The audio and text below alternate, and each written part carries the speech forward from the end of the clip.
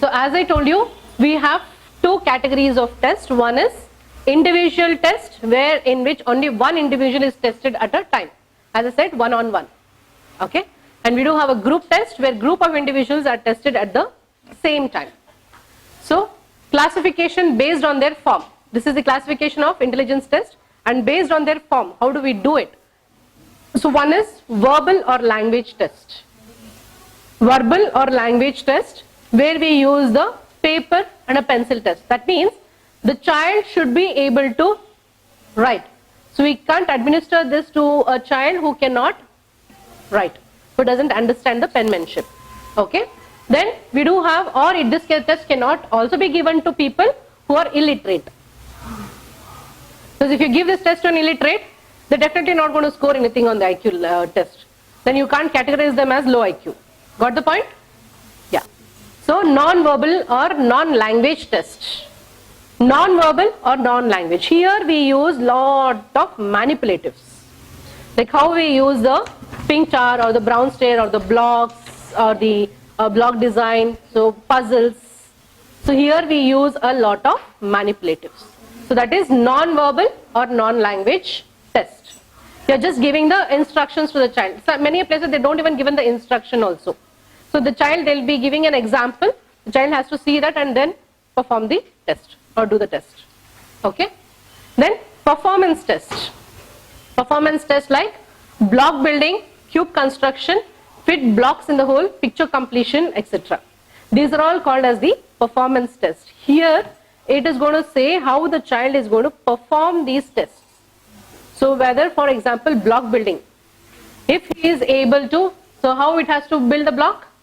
The biggest one down, then starting with a little bit more bigger, then bigger, then smallest in the end, right? So if the child is not able to do it, if he is aligning this haphazardly, that means he is not able to judge which is big and which is small, or big, bigger, biggest. He doesn't have the differentiation. Got the point?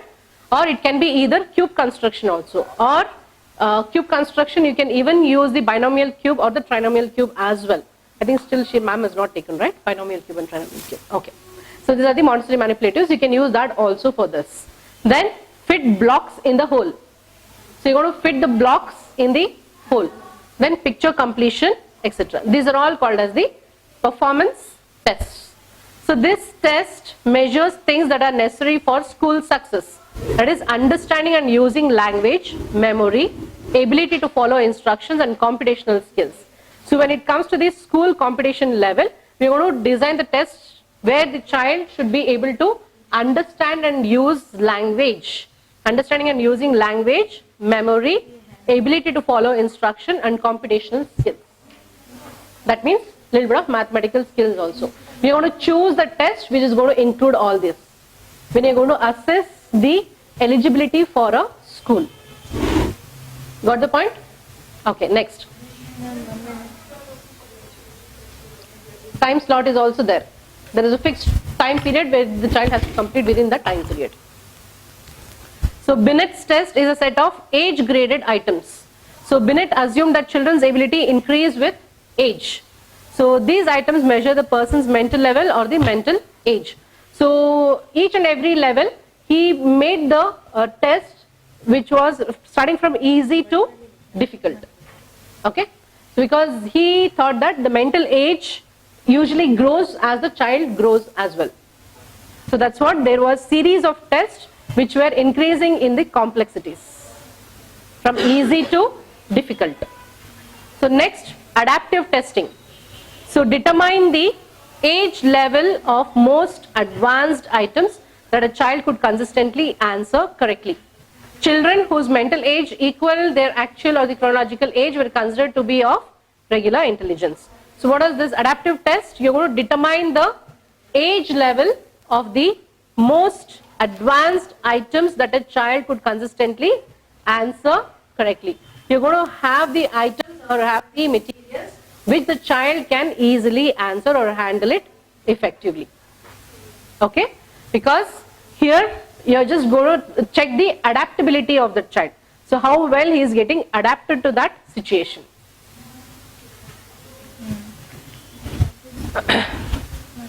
The earlier ones, it was not relevant, so I've just taken out that.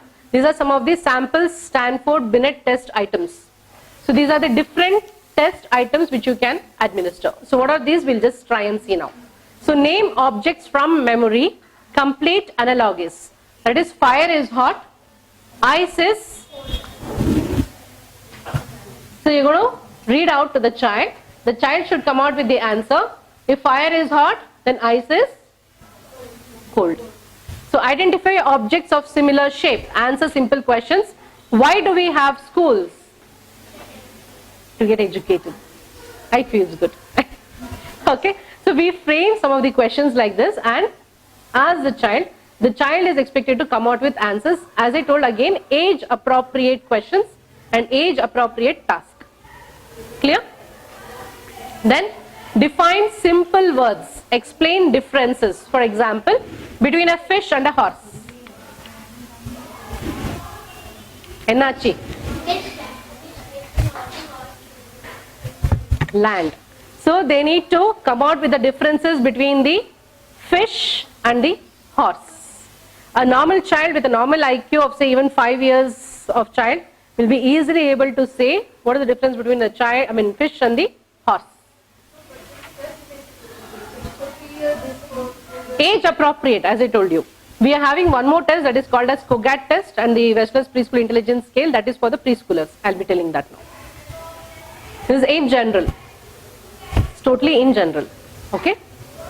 Then you are also supposed to select the one which is appropriate to your age group children. You can't administer all of them to them.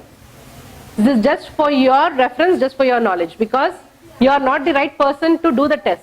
Why? Because they do almost 4 or 5 years of research to take up this test. Yeah, questionnaires will be there.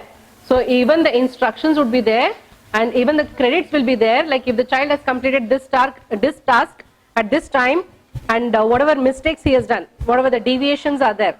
If the deviations are like that, there will be credit points for that. So you're going to note down that point next to each and every question. You got the point? It's little difficult to understand. So if you're having any doubts, please ask. Next, answer questions about a simple story. Explain similarities and differences among objects. Tell how to handle certain situations. Finding a stray puppy. This you cannot ask to a preschooler. So maybe you can give this to an 8-year-old or a 9-year-old child.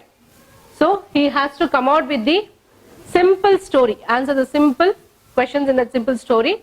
How to find a stray puppy. He has to come out with answers. It is like almost the similar how we teach a child normally. This is what even we do there in Early Kids, where we make the child to come out with his own creativity, come out with his own answers. So wherein this improves his IQ level. When the child brainstorms, when the child thinks and thinks and thinks, he comes out with a lot of new ideas. That's how his IQ will improve. Got it? So apart from that, define more difficult words, give explanation about why people should be quiet in a library. The child should come out with the answer. He should explain why people should be quiet in library. List as many words as possible. Repeat 6-digit numbers. And he has to repeat 6-digit numbers. You want to give with the increasing difficulties. Clear? For each and every of this you have points. These are only few which I have taken as an example, which I thought is more applicable over here. Then identify more difficult verbal and picture absurdities. Repeat 5-digit numbers in reverse order. Define abstract words, that is sorrow. Fill in a missing word in a sentence. Difficult, na? No? Okay. Okay, now. Adult supplies several missing words for incomplete sentences. Repeat 6-digit numbers in reverse order. Create a sentence using several unrelated words. Describe similarities between concepts. Here, the person who is administering the test is going to read out each and everything. The child is going to come up with the answers. So this can be administered as a group and even the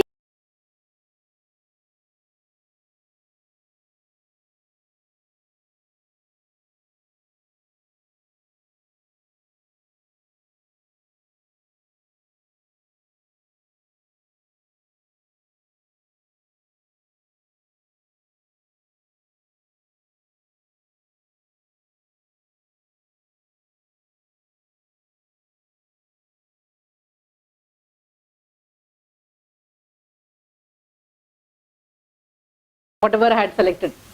To do an IQ test, you need a long time. You need a lot of preparations for that. Okay.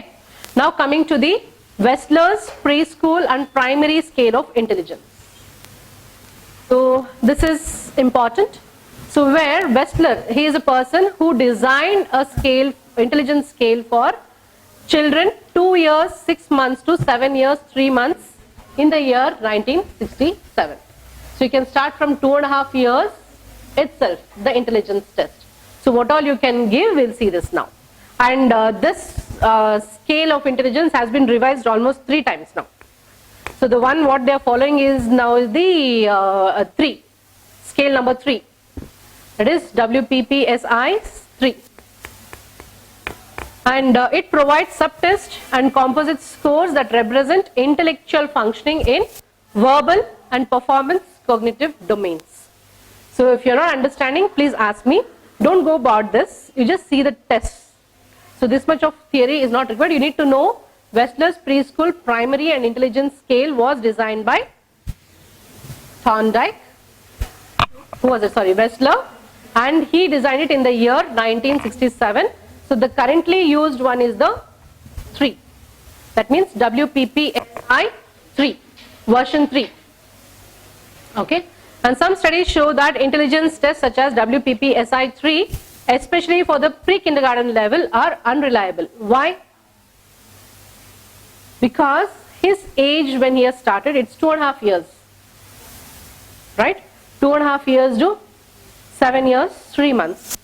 So as I told, especially the preschool children, you do have a lot of variations in their mood. Some children, when you're administering the test, they might not be in a good mood. They're not ready to accept those tests, and it should not be come to their consciousness that yeah, you're doing a test for them. It should be like a playful activity for them, right? And what they have seen is, as I told, the 5 years, there'll be lot of changes in the brain. That's the reason there are a lot of drawbacks when we are doing it for the preschoolers. But definitely you need to know some of the tests what we do for the preschoolers, because we do get children whom we can categorize as maybe abnormal in the preschool years itself, because if we identify them in the preschool level, we can give them proper therapy or proper references. Clear? So these are some of the tests. So what are this? It is composed of 14 subtests. So first one is the block design. So if you are seeing this here, while viewing a constructed model or a picture in stimulus book, the child uses 1 or 2 color blocks to recreate the design with a specified time limit. That means you're going to give him a block, give him a picture of the same, and ask the child to arrange it in a similar way how it is there in the picture. Got it? Okay, that is the block design. So for picture items, the child responds to a question. This I'll skip. So you got to know, right? So here you're not giving any sort of instructions. You're just giving the picture to the child and the blocks. One sided it will be colored, and the child is expected to rearrange the blocks in the same way as it is there in the picture. Clear? That is a block design. Next, matrix reasoning. So what is this matrix reasoning? So the child looks at an incomplete matrix, selects the missing portion from 4 or 5 response options. You want to give him a matrix, you want to give him a puzzle kind of a thing, and you want to give him 4 to 5 options. There will be 1 or 2 portions missing in that. The child should be able to select and match or arrange the missing portion of it. Clear? That is matrix reasoning. These are all going to give his mental age. He has to think logically and reason it out and arrange the block, the thing over there. Then vocabulary. For picture items, the child names pictures that are displayed in a stimulus book. For verbal items, the child gives definition for words that the examiner reads aloud. So this is a vocabulary test where the who's giving the test, he is reading it out. Okay, so it can be anything. So maybe he is giving a stimulus book, or maybe you can also have a picture book or something. I go to ask the child, what is this? Okay, is this red color? Is this a circle, or is it a triangle, or is it a rectangle? Got it? The child should be able to identify what it is. And some of the verbal items, the child is expected to give a little bit of a definition for that. Definition in the sense, what is it all about? So how many chicks are there? Maybe he has to count and say there are 3 chicks. Got the point?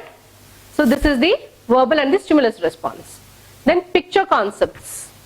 The child is presented with 2 or 3 rows of pictures and chooses one picture from each row to form a group with a common characteristic. So you're going to give pictures in 3 groups. So you're going to have different, maybe for example, animals. You're going to have land animals, one will be odd one out. So you're going to have water animals, one will be the odd one out, and you're going to have one more, say something about the trees or the forest or either the carnivorous or the herbivorous animals, anything. Okay. So what the child is expected to do is, in each of the group or each of the row, you're going to have one odd picture there. The child should be able to pick that and group in the next one. These are all plant eating animals. He should be able to reason out what it is, why he has grouped it separate. Got the point? Got the point or no? It's the usual one what you usually teach the preschoolers, but here you're assessing the child's capacity, mental capacity. Then symbol search. The child scans a search group and indicates whether a target symbol matches any one of the symbols in the search group. Symbol can be addition, subtraction, multiplication, or symbols can also be some of the pictures where he is showing the red and the yellow or the traffic signals, something like that. Okay? So he should be able to indicate the right one. Clear? Then word reasoning. The child is asked to identify the common concept being described in a series of increasingly specific clues. Word reasoning. Here you are increasing the complexity of this. The child is asked to identify the common concept. So you are going to give me an example now. Common concept being described in a series of increasingly specific clues. You want to give the clues to the child. You're going to select any one of the common concepts. So what you can give to the child?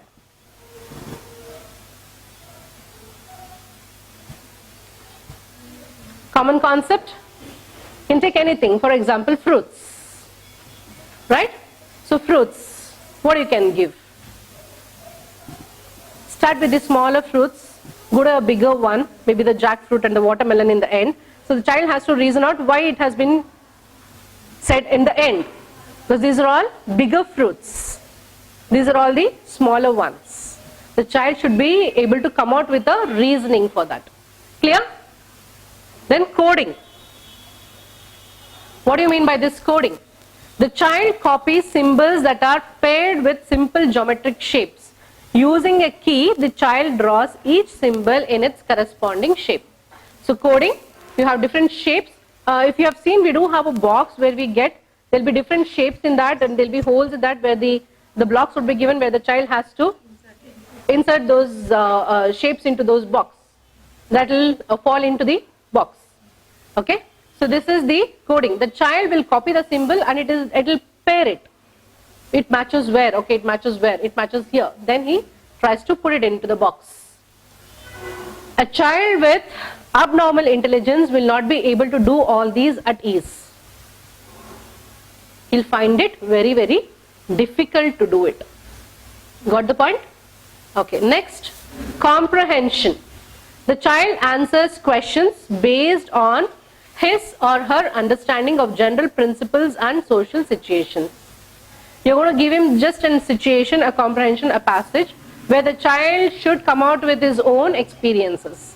Maybe you want to give him as in the previous example about the school. Child has to come out with the answer.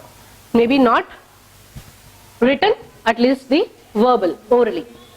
Then picture completion. The child views a picture and then points to or names the important missing part. So if you have the picture of a body, human body, he should be able to point out the missing part and he should be able to fit in those missing parts in the human body. Similarities. Too much, huh? I'm seeing all of you. Okay, similarities. Maybe the next I'll be taking in the next class, COGAT test and all. Okay, I'll end up with this. Similarities. The child is read an incomplete sentence containing two concepts that shape a common characteristic. The child is asked to complete the sentence by providing a response that reflects the shared characteristic. So you're going to give him two separate one, and you're going to ask the child to come out with the similarity, what is there in this concept and what is the similarity in the other. Okay, so here the child should be able to have that comparison skills. So you should be able to logically judge which is right and which is wrong, which is similar, which is not similar. Clear? Then receptive vocabulary.